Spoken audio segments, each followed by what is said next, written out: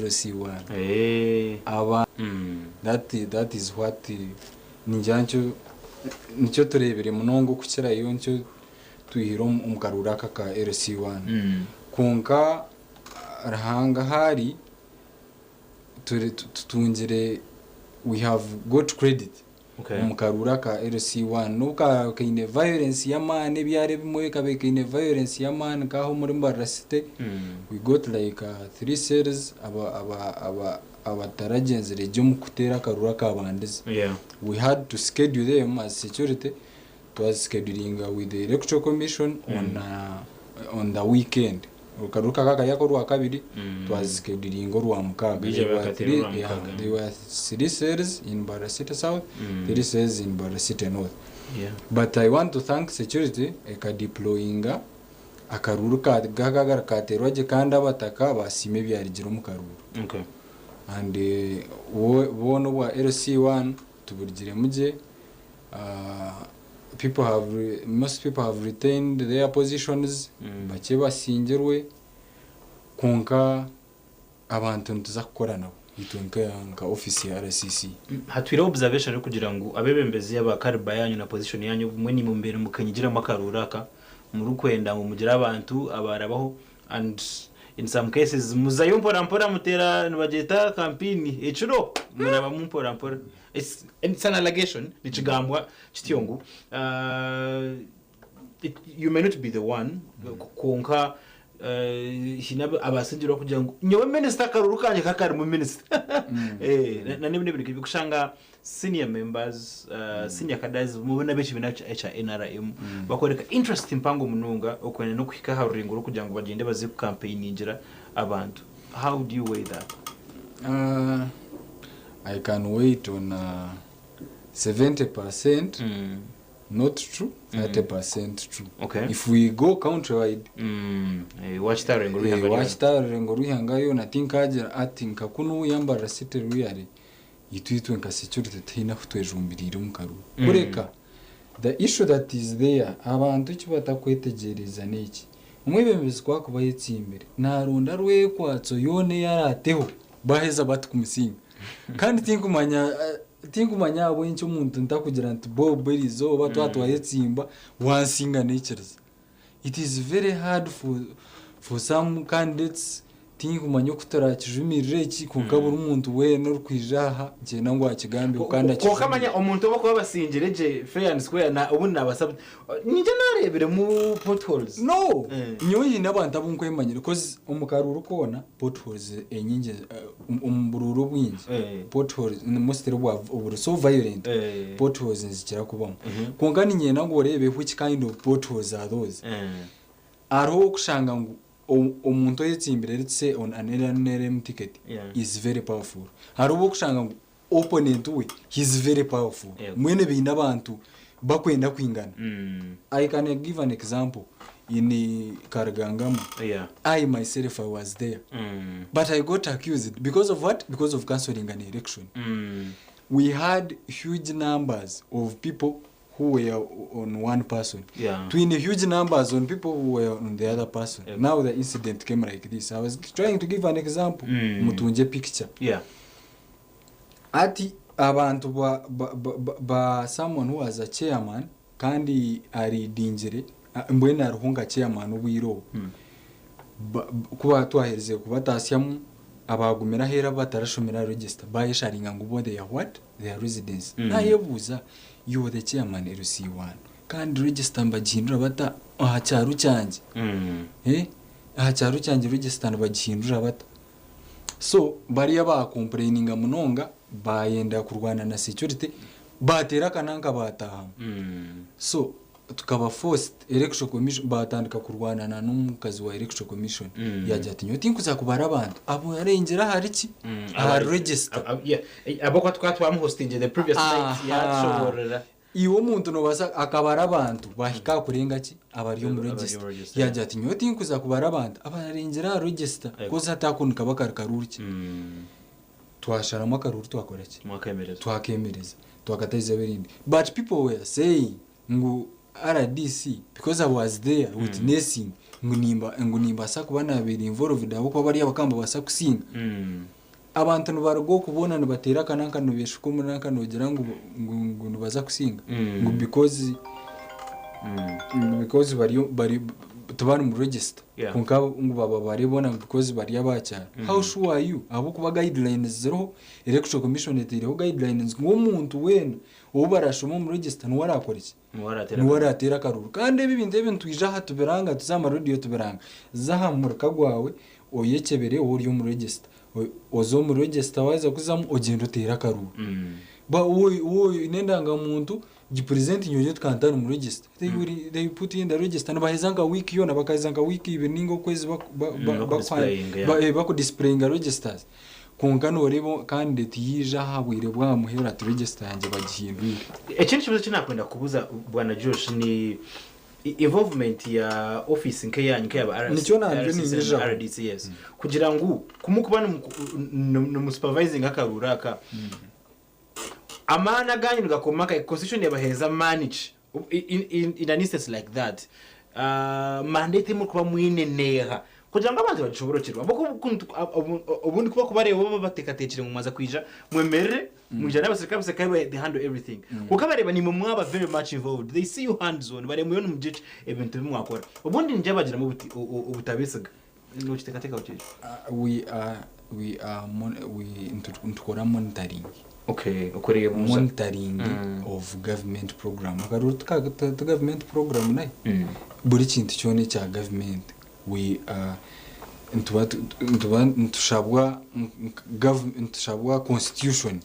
kureba all programs zona za government zigenda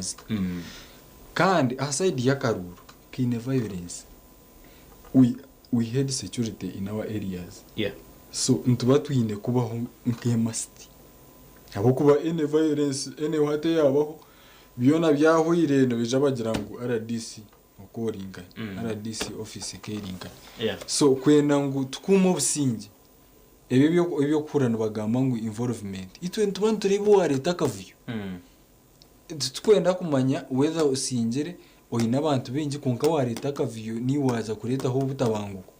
umbantu kandi akaruru kari so sensitive butwire no kareba no mukamanyimo abanyamakuru umuntu nagambe ikigambo ondija kimukiramo so ntubantu werinde ibyo bintu byona kandi namahenago nigabagine ba commanders kandi gainaho gatakwika hata nk'icyo kinaninga mbere cyo kugira ngo kushana mu karu nkahikumukaze nambuza tinda RDC nambuza najanta hati aha hite kandi gamba kindi this case hatati nyoti ngwasa kubara abantu barengera mu register bunyene so this is invalid tichikwekerezo nanyakaruru nakemereza all right erizota simburu rwa LC2 yarabura bukebyo icyo kwanza cyabiyono abantu abatire kariya karuru ni nkabatagaruka koreka lot of interest ukumanye ko hakagira katambura of course they do not participate bona konka icyo nkigamba ci ahabwe bemeze bwitu na akwana ukora mununga na structures is given your office na no kukatambura and your observations ati nyoni nzira akaruru kagenda ajya kaciye amanere situ actually abantu bingi bona they were unopposed like in Mbarara City South Division eyindum like over 8 wards zona 6 of them had unopposed then 2 batera makaruru kandi abandi omwari yabo babiri they nahura ngo baganira bekerezana yimukira mugenzo which is a very good gesture in politics so icyo kiwambuze cyo kugira ngo nanka LC2 teine mani abantu tubagiye jumbire mu nonga ka LC1 umundebe yanje ni ndeba ngo abantu abacyara bo umuntu oba kwika mu nonga na LC1 LC1 na handling mushango okuba gumuremene wakugutwara LC2 konke bintu ebingi byona barara bantire barara banyibire manyabiha byona no bandizo mu office ya LC1 kandi LC1 nayamba munonga abantu be if he's active. Amashanyarazi gagenda LC1 we cyangwa nwashemeye kubanza kutereso hatamu abantu banje tubene amashanyarazi amaze all those things bikoyetwe ubuhereza bwa government embazi yaburu marwaro ninga doctor yatari umwirwaro nawe LC1 nikimuka katabo ko abantu bene bazayuburizo. So njira abantu bareba munongo bwesije LC1 kukera LC2 nuko umundebe yanje buri muntu ino kwakureba ikintu nyoni njangu nikoko konka LC2 riyare tutwagira munanangwa nakatabanko nakamwe hine ho kubasa ku review even countrywide ID konka LC1 buri umaka kareba buri umaka kafiri because abantu LC1 nabari na getting involved munonga na nabantu in that even relationship yokushanga chairman wetu chairman wanje chairman umuntu wena in that close relationship to the people abo kubana babamba baturamo twaza kumura kutubagaruce muherezo kutayirwa minister wa government zebyanga the honorable Balam Barugahara Atenyi kandi birugire mu nibiyegambira abanyarwanda buri omwe nabyakira they're not in many places. Actually, now in office here, RDC implicated. I think so far. Maybe if there's new information that I need to know. Konka abantu binje munonga bebe mbesa mukora nabo. Bwana RCC. Abinje mukora nabo, especially the technocrats, the technical wing abo. Abinje be shanjire on the other side. Be shanjire ngo no bar kutambi kono abantu kutahikwa buhereza okurabira omushomankura okuryangatanisa okozesa ku office zabo nayo nebinde biri nkebyo. So I'd like to pick your thoughts about that. Kutwara Jim Kahumuro TVs the Bobs God abaho umjinyi wanje ni Joshua Musasira kandi assistant RCC ahabwamba City South tuze kwetegereza kureba ubururu na no kubyemerire atwaza ku moving on to rebina ndibikwatire nebyo rutayerwa baramna okubase kwa bitambara. Gubani to take a short break, we'll be back.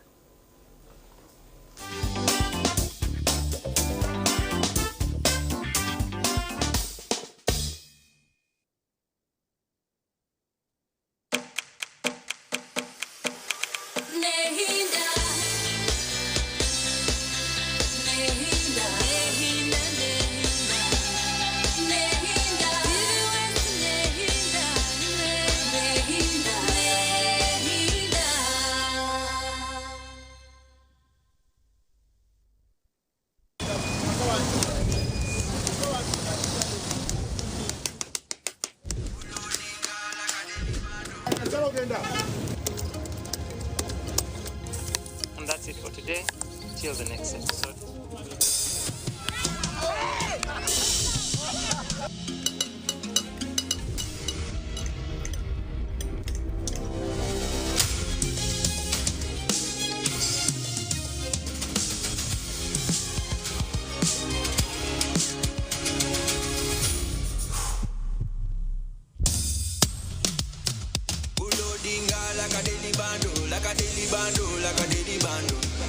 Omuliro nguwulira mulingo mutima kukangana like drums. Kalakata,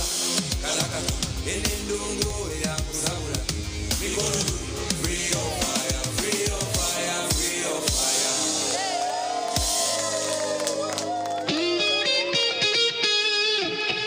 Abaturage baryantonde, Mbarara, Ibanda, Kabare, Tukura, nibyanga byone bibetorwire. Omurisa Robert Kayanja, owa Miracle Center Cathedral Rubaga, ari munije mu ruterane rw'enjiro rw'amani. Nebyo kutangaza aha Purification Family Altar Ministries International. Akabare rwera zone, rwankinambi 10, yakihura kabura. Okurgebira 3 byo kwa munana, okushyebira 2 ebyo kwa mwenda, 2026. Okugashayi birizo mukasheshe, okushyashayi 12 zo mwabazyo. Orutaya yeyise, no murisa Ezra na Sylvia Mugisha mureta barwira baburi muringo ebumuga empumi abafuba matu ebiteta ruhangana ije kubakiza ijikango ruhanga ine cyo kutangaza cyawe ecyandikiwe ho izina ryawe.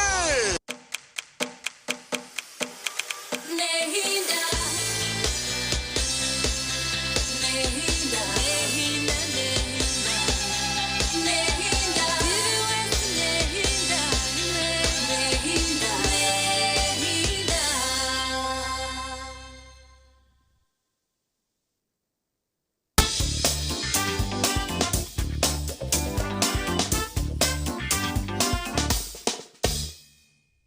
yabare atabaraka yo mukahumura ko kachakto abatwine kora bene bwatu begitaho nakwakira and Bob's Guard abaho kandi mubazi gwerizo banatayisa assistant RCC ahabwa Mbarara City South mwami Joshua Musasira ndugizaho kwetegereza abintu bitarabona bimwe kwatirine nabyo babembezi abumubere mu participating mu kurunda there's also a query wana Joshua kugira ngo wabanu wetegereza imikorere y'abantu aba uko bari kwatanitsana na office nke yanyu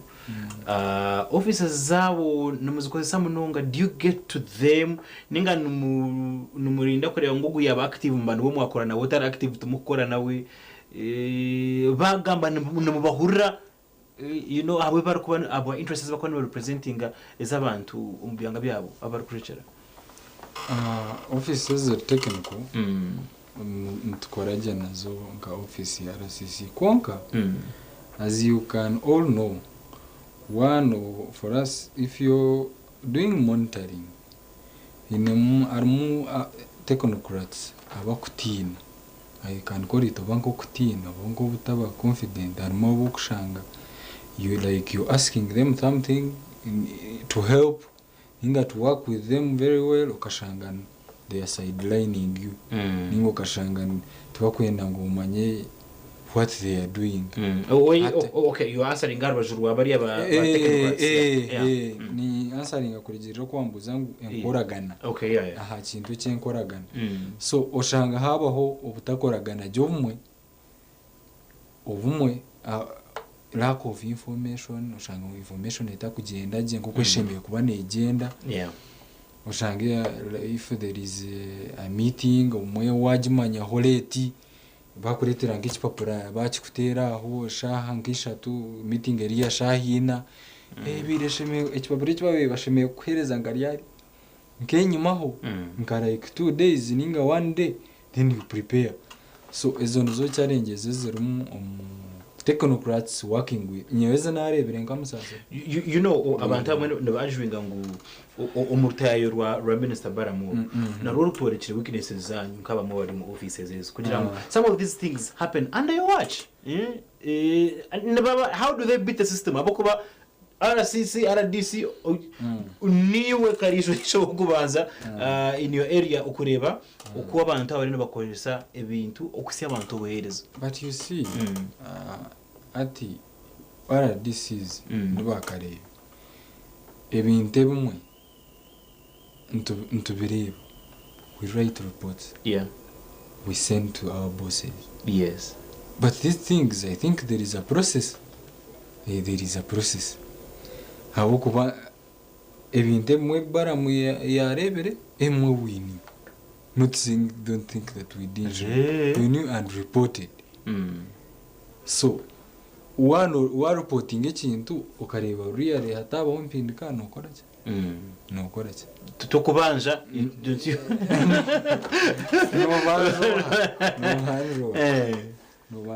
no banjo ebintu mwe I think ebintu mwe bine kuterezwa mu government konka Baramu cyakozere nyoni musima ntine bugakiro aho kuba atwire mikono kandi utagira ngo RDC we naye marira nawe inebe kumukwata na police na ye inebe kugikwata na nebitongore byo nebi ya security bine kukwata nangwa na every sector then why asa kugira ngo buri kimwe cyo na RDC ine kucyendera buri kimwe cyo na RDC ine kucyendera Baramu iki cyaretsire buri muntu we nashemeye kukimikiramo akakora nawe akamukwatsa ubwo muramo gwo kurwanisa corruption konka twareba ahandi akakwate kanyuna na ba technocrats bo wagambire of course can you interdict umuntu ko mbasaba kumwemereza ujana kandi tumujine kwemereza nka muri ba technocrats aba twagamba abusha mbasa kwemereza katubeta kayo nimwemereza ho umuntu no mu bitakureba corruption rumu katubeta karebe nimwemereza umuntu no maybe nyoni intekateka wezo is a question adiko ati nyonka assistant RCC Yeah. tinyene man go kwemereza umuntu. Yes. I don't have that. Mine is to do field, to monitor and give reports. So ninjira ngo iki kibuzo really it is not. It's okay. It's all right. Konka umukuza field, since you are a field person, no tambara munonga need you to enogireba mu. And also naenda I don't know anything kwenda counseling because there are some people who were interdicted way back. I remember baba twari mukoti konka hate birebe na koti na yuto. We don't have at an RCC's office has no powers over court. When the case is in court, it is in court. Which kuru wakwata umuntu wa his evidence ngo ayino mushango umuntu yagenda yaronda royawo nyencha kare yahoza yakoraki yasinga yargaye mushati so ebintu bimwe court niye kubibine hamani konka RDCs have interdicted people very well. Me, I have proof in another interdicted before Baram. Hatko agambo ka koti. I've also been reminded munimwe ba RCs bari simukesha kabetancha za kote zanyu. Kandi kamkana kujira inshonga z'amataka. Inshonga z'amataka abantu benshi tabakucenga how office of the RDC okwe korombi kwate n'inshonga z'amataka. Abo kubantu reba inshonga z'amataka ba RDC ne baragira ekikoro kiti bine mandate rukwingana ki bino bukama bukwingana ki arevejo ubumwe ushanga abandi barugamba bajya mukonga katachego mu kubyatwazwa gwagwagire wa RDC umushanga kugwita kandi gwasaguza muguze umukoti ninga RDC nabareka marabyone nje nakugira nti when you mugizire za kote zanyu is it because you do not have confidence umukoti zite zitwine RDC nayo manyano kote wota kucyumana atyo yabantu konka eyamazima uburinganiza. So konko itekandi jang inshonge zagira mu court RCC's office tekoraje tekuzitaha. Okay. Konka if umuntu yija ayino mushango nkogo ninga ine uburemezi ntumuhwera ntumuyamba ntuzamutushitamo mu nshongaze ntumuyamba umburinganiza kureka icyo cyo kugira ngo cyo gambe cyo kuragira nikibaho if there is an eviction order ne gabwa koti kunganira biro mukachiko nera biro security committee nitwe tukujipasinga mwene kandi the head of security committee is the RCC or the RDC. So eviction yabire koti ya order eviction abiyagambira aba police nakino bakireta mu security committee bachi presenting then bahereza security committee obuyinza badisobaha kucondoza ubwo muntu ariyo naragahita kariye ninga ariyo naragahanjuye umburinganiza ninga so shanga ngo eviction washange right bamu evicting washange that right icyandi kubatishaza tarmu incase za urukushanga haro abantu bitwararebere barakwiye kwasaba RDC namnunga bwatibye amataka jangu uri naza kutunya gitaka akwatanise na RDC takalitu ntuyari yundi genda nyamwishati nyowe ati no manya ari abantu ningira bakoro umuhenda beraje kandi not everyone is a saint. Harimo abantu ninzira abatakoraje ibintu byabo kunka umuntu yagira ati enshonga zanje RDC aberazero mu ya leta rita kari yanje baritwara quote and proof abo kuba they can also take us to court. Umuntu azomukoti approvinge ati RDC agetingira involved mu kintu cyanje bakitwara habiho buringaniza tisheme kumuteza umutwe ninga kuzoko kugamba nakugambire ngo mu Uganda harimo abantu aba bansinga konkata nekereza konka bansinga ntekereza hata mbanze nkoreki hata umwazoko ashishizi naryo umuntu ayekora RDC ningo marondo warayekora amani we have seen those things happen. That's right. Konka by the way abanyamahuri hatu ngume mushwijime ningo abo kubo already mukozere na burubyo mu munseje ndine mukuba mutari bona tubahereza umuzinda bona mbambeine hata ni ngume mushwijime information yimwaza kupasing. Most you have been seeing things on social media. Echechi kikaba kiti not everything is true on social media bakubani bagabo. Sure. Konka nikikwata ubungo bw'abantu bagira ngo n'amazima so abantu abamwe bagume bagendeje amazima nga tugezeho kwecumintereza kintu turebe iki kibagamba n'amazima n'ingata amazima nubwo ku buryo umunyamahuri nubwo ku buryo ordinary Ugandan kunko yebuze ubwo umuntu oba ari yumbagamba hweki n'amazima utakakozere any step kugira ngo ni omwemeze ningo ukore iki ningo uyongere kushisha izinari but gamaze though ngaba abantu abari mu offices ze republic we have a mandate we have to work within the law tushemeye kugendera mu mateka tushemeye gukorera abanya-Uganda tushemeye gukorera abantu abebyanga bitu nguko eberagiro bikoragera you see I like you Joshua aboko ko ajuwengesho gazawe and as a young man konkani mangu ni unochimbangu ojirumu you are in a kind of a setup aho twine yes abantu bumwe abatakoratire mateka that have set bad precedents na nangwa bakajumiso umwe na office y'umubembezi wihanga ekinga mbere iki no kugira ngo abantu ne bashasha bashanga ubundo umuntu wakubiye na protectinga no wariyo kandi nagerata nabanyigera charankeni and this across the divide na twazo mu politics hari abandi bakugira ngo mu rwaba RCC band large no kurebeka ngo NRM at all levels yarabaho konka hasigara makantu kutina kugira ngo tebakabe sigisanama erukuberuho you know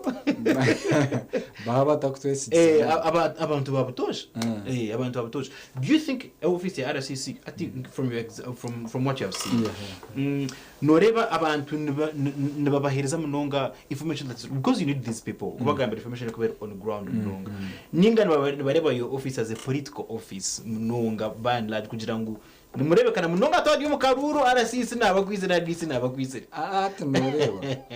agaranga rebe tu abantu batweza information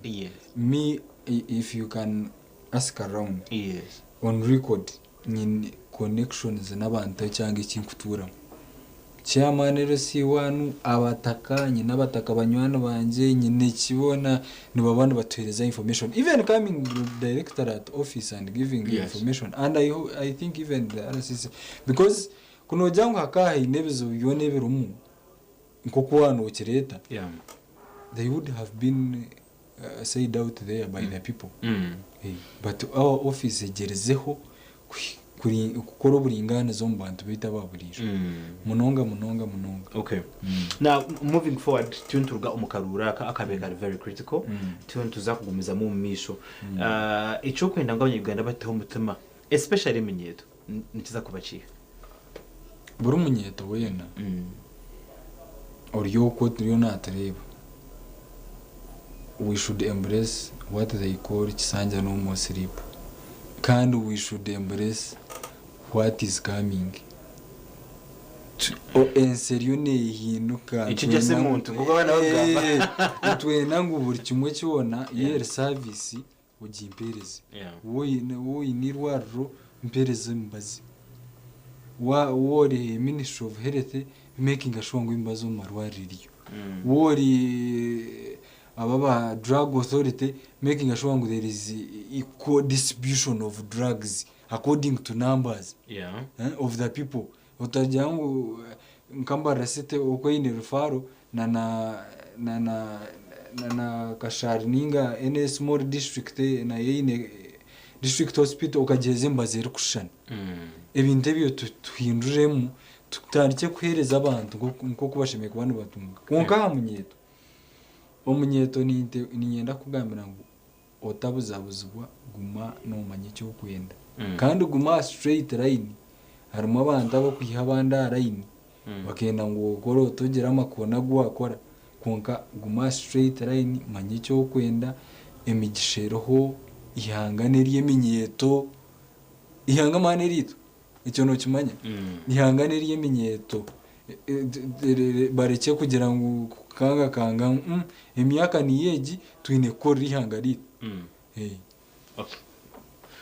ko bano gambo ko rihanga rito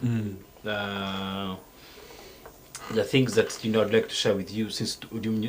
minutes na nabanda bemba tureba warrior the politics is to gender, politics of hate, ezokwanga, politics of tribalism, ezikanyira munongo mwihanga ritu. Ezukurebekana nangwa nakarura nkaka tube turi nizirebeka munonga. Kandi abandi bagira ngo no shara office yaba RCC na ba RD sabo no kureka ngo crashing opposition, bagiyaho. Wano janga abantu tukori hanga ryitu. No inviting, is this invitation open to everyone and aba opposition ninga ne yaba mwe teri yabandi ne yatwena ninga mbera twena you see ati itwito nga office of the president nturainga in the office of the president, yes, in the minister babarani ata abantu abingi habwera izina ne bagira ngo office of the president ne barebeka ngo akaruru kona kagendo wa political NRM ninga candidate ninga what, but we are always neutral. We are always neutral. We are always neutral. Tuba twemereyeho ku mubusinge nicyo tukubantukora konka abantu abenje nibarebera muri yeke cyo kugira ngo NRM what, but we are also na nekinyenda kukirabyo. It is called OP, Office of the President. Office of the President yo nekorera ki nekorera kisange nekorera president okubaruho current kandi nyenda kuhameza ngo habaho change in governance, everything can change. Umuntu agira ati nka office of the president nagiyo ningo ndijagira ati nka office of the president abantu bari munabe yaninza kutabaki abanje. The things have been happening. Yes. You have been seeing them on this transition. So konke icyo kereke kuzomutwe y'abantu kandi kibatanga kandi izo politics zenganda zo. Izo politics zenganda zitereye n'abantu munonga abantu bazehare twine cyo kukikorera abanyayuganda kibarumu abo kuba wanureba umuntu ukarena ndafite rundi jaka ruru batine nangwa naho bagwire. Me, I have been moving umbururu bwona nyetorire Mbarara City. Kunganore umuntu yari go nobuhaze bona yajuma mugenzi we out of blue. Kasanga yitwe oreba ngo atwire na muronda. So really nyoni ntekateka abantu nkitwe. This is just a mindset change kumanyoti nanta singire karuru ninga basinga muri umunanjogo nyoni nza kuba akaruru tiyo muhero nimbasa gukora ikindi kitari cyakaru. Okay. Shazi zagena zituhekera kandi nyine ngo twire hihi no kuhendera bumwe umubuherezo bw'abantu namnunga umucanga cyawe kugenda batunga akakumba kugira ngo aha ntukiburamo since you already told me ngo enjoying a lot of partnership n'abantu babutosha bimwe mu bintu bakukira ku raising bakutamnonga desk yanyu nibyo kabiyo namnunga umucanga cyane umucanga cy'itu abantu babimba raising issue ya insecurity because of the urban population areas of Katete, Kakoba. Tuwetwine mbwa insecurity bachibureporting tuwentukora barazazi. We have arrested some people inabo tukwatsire kandi bari mu mbuga z'amateka indijo issue bakukira ku raisinga neza plots of land being still urban ikiretwa okukanya kw'abantu umunanka basharashara bagura plots yantahiro mu itaka bihanke ibyo but we have been really handling handling agenshongezo issue ndijo buryo of spaces lack of spaces in hospitals. Kandi we have commended the Ministry of Health and we are also commending council, Mbarara City Council yongere ehangusye ahamarwa rumake agutwine health center 2s, health center 3s na health center 4s agabantu bagahanze turiyo tugangusya na mbwenu nka Nyakayojo twine irwa rungi munonga rigera mutindo gwa health center 3 ryo ndeza kuba health center 4 twine rindi aha ari Nyamitanga Katete ward naryo ryarengo rwa health center 3 but they have built big buildings for abarwi abananka abanansi ninga ba doctor kurara hwaho kuguma no buhereza buriho 24/7 which biri kitaro so ni nsima government ahandi government egerzeho ekozire kunka abantu nabo babane benda 100% kunga tukubasa government nayo nehereza icye gukora icye kubasa abo kuba ibintu nibingi konka twenda amazing twenda mashanyarazi konka mancho shuru mushuru government nawe tuchashuru mushuru so we are well within our right to ask government where is this you're very right kunga you have to put at the back of your mind ukarebe ikintu facility ei government yatahantu ukagireba uko yikwingana niba ukagiramo kusima hata icyo nje abanyarwanda bingi batakureba reba muri Imbarara City South urebe hospitals zirimo ore ugarake nk'imyaka nkikumenye maninga abiri urebe irwara ryabiriye government riyo ikore riyo nehereza abantu buhereza nywe ni insima mazima ndasime bore cyakora ebiro wagihereza nyona ngo ni insima kandi ngarika nterero muranga ba minister bitu mugume mwije kumukwija mukorake mutereza amani kandi bagwizaho twangwizaho konka batereza amani tureba nguri yare we are working together. That's right. Ushanga ati notera minister simwa gikwata kuanga yane yije mirunde bimbasa kumutera koreki ankwate mugambire ndiki n'iki kigenzere kiti abo kineki ntwende kineki so nana ba MP come to the ground, associate with our people, associate with us, the leaders kwena enkwatagana y'umuntu wahansi nana mwebembezi ehame kandi kumehweriki is strong nicyo kinko yanangiriza haba turikize nana ba leaders abakutureba really we need you and we need your hands, keep the pressure on us, on everyone, on local government, on technocrats, demanding accountability, demand accountability, even you rebe kintu kigwiro ijonje RCC kunga sharia kana rebe kintu kiri kitaye kitambara bukuntu ko abantu bakora hamwe kunga tukurebe kintu kibi kandi ukagenda ukakora ukaza kuregana kugira ngo gutakora ngo wakora ho kiwe matwe na turiki tuyabanya Uganda. Joshua, thank you so much. It's been a pleasure. My first time to host you. I think we should have more of these conversations. Can you agera mutumira gomene mubera? Nashemezwe twaronda RC sakabura kandi at minister weni jantu atachi mutu. But I want to also thank the team yanyu. I think RCC Kamwine na team yakora nayo, you are very flexible people. Mukwa munonga so tutware our thanks umuturampizo inakagamo kameru ninyenda kusima abantu bona batureba kandi abambara City South Division ninyenda no kurabyaho information we have said sente ezagabwa ezabagurisi n'abakayikuru bakirinju abari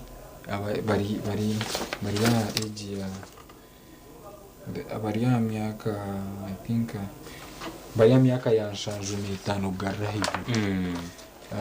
baza kutunga sente 215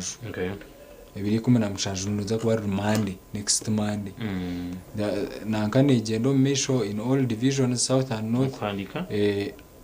ukandika kwatandikira hati you have to go there wori umugurisi uriyo no tureba hagenda yanditse even chairman RC1 kunga abantu bawo ubagambere igi information yetari ya program kukana ina ngira bize abantu basabatatunga kandi kire next Monday no gaba sente zabakayikuru n'abagurisi aha every ward every ward every cell zona zakwanze nzegitara ha ward aparishes bona abantu beje ntubeyanangiriza muje mutunge sente zanyu kandi tutukwenda mukande ngutanahurira igenda kare ureba muri city ureba umugurisi wawe yarumu wori umwana wori ki uyono birebe ni nsima abantu abo kuturikiriza kandi nano kutwesega mwije mu office ya RCC eyigwire obuyambi buriyo wagira icyakushobera ijo twebuzeho ntukwereza information eshyikire kandi nyenda kusima na security yambara site he kwedingwa kamwine ukozira umurimo gw'amani kandi twena we are proud of you. All right, that's what the time we had. Nyenda kusima myoni wanje utwatanuka kumwe kandi tukahendera kumwe na mwani uwico katwegitaho bwa nyuma na niwo wawasha ko wabura ukagaruka yabare munonga umujyi wanje yabari mwami Musasira Joshua kandi ndi assistant RCC ahabwamba City South. Iwe nkomuntu na nyenda kutera muranga ugwaterwa umwami RCC kugira ngo waje cywareba say something about it utakago muhunami kandi ukareba into nebisishikara under your watch you are equally to blame. Abukuba nikukwata ho niwe abukuba nko mucange cyo kuturamo oreberemo abantu butari kucenga the insecurity neguzamo neza higuru oyi nabantu bo kutura nabo mucikari for goodness sake turi kumayice barukora no yone basiba babyamire ekiro bakwata manda bagenda ugumushtamiro rimi you know ebintu kebe na byone birungi kugira ngo bitekatekeho ikira office ya RCC obase kwa notumwa y'uhwezi Stia bativus kandi tukoraganisa muzaga mutukuletera abantu nkaba ogumuntu bahiza platform baje kubagamba neito kuko ni tamburokwe I get feedback izobere na tugumishira mamweta karuhanga aho cabs shoes twaganaganira mwahora nekayi mwebare munonga nabandi keep giving us that feedback tugambire cyo kutekateka rero turebe kutwasa ku bantu baheza gikunje murare kunje mukamba tugire ciao ciao.